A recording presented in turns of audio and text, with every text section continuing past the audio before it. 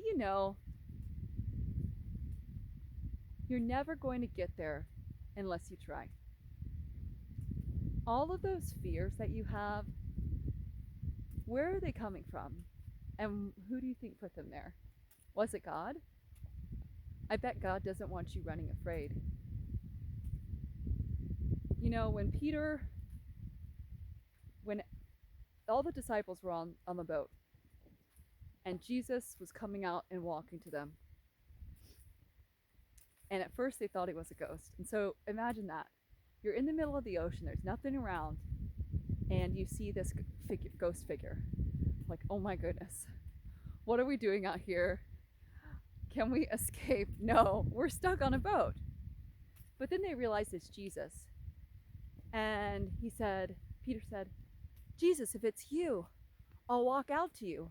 And Jesus was like, come on, come on, come on out. And he did. Peter did.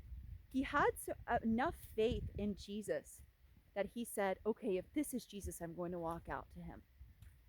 And many times we come to God and Jesus when we have a crisis and say, God, if you're there, I'll do this. If you're there, I'll do this. I'll walk out on water for you. But then what happens? Sometimes we get scared. And where does that fear come from? Because it's not from God.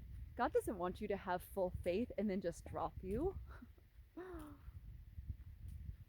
He wants you to be obedient in his will so things run smoothly for God's plan. And sometimes it doesn't always run smoothly exactly how we'd like for our plan. But back to the story.